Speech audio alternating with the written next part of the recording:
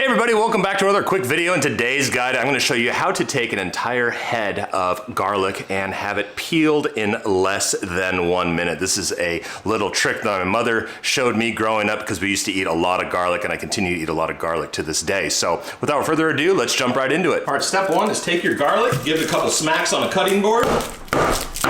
Next, get yourself 2 metal medium-sized bowls and then just break up your garlic into one of them.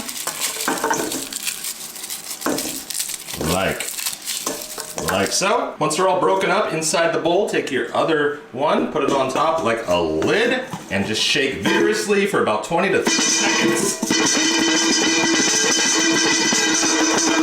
Okay, it's been 30 seconds, and as you can see, they are peeled nicely.